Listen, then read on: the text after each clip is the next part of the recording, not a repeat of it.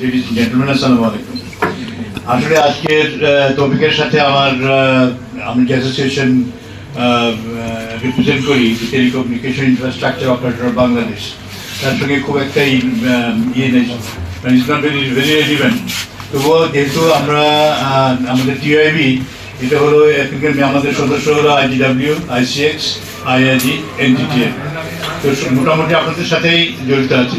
তো এখানে শুধু একটাই কথা আমি বলবো, সেটা হলো যে বর্তমানে যেটা নতুন রিফর্মস হচ্ছে, নতুন লাইসেন্সিং রেজিম চলে আসছে, সেখানে আমাদের এক্সিস্টিং লেয়ার যেটা আছে, সেই লেয়ারগুলোকে হয়তো থাকবে না, প্রপোজাল যেটা দেখতে পাচ্ছি আর কি আমরা। তো আমার বড় উদ্দেশ্য হলো যে 2007 সালে যে লাইসেন্স আইডেন্টি পলিসি করা হয়েছিল, সেখানে মূল উদ্দেশ্য ছিল যে দেশীয় কোম্পানিগুলোকে যেন সুযোগ দেওয়া হয়, এন্টারপ্রেনার দেওয়া হয়। এবং এরকম সিস্টেম ছিল 2007 সালে যে এখানে এনআরবি পর্যন্ত তাদেরকে পার্টিসিপেট করতে দেওয়া হতো না। 2010 সালে সেখানে এনআরবিকে অ্যাক্সেস দেওয়া হয়।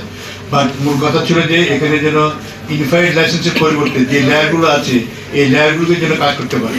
আমি একটু মাননীয় উপদেষ্টাকে তার দৃষ্টি আকর্ষণ করতে চাই যে গত 15 বছরে আমরা যেভাবে কাজ করে আসছি, যেভাবে করে আসছি, যেভাবে ভয়েস মোবাইল টেলিফোনের মাধ্যমে আমরা যে সার্ভিস দিয়ে আসছি, এতে কোনো ব্যত্যয় তেমন ঘটেনি। There was no much of difficulties.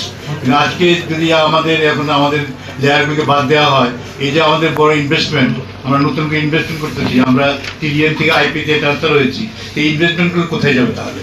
এবং শত শত আমাদের ইঞ্জিনিয়ার টেকনিশিয়ান যারা আছে, তারা they will lose their jobs.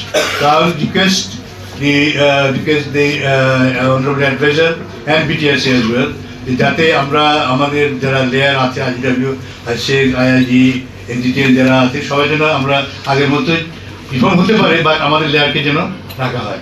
ধন্যবাদ সবাইকে।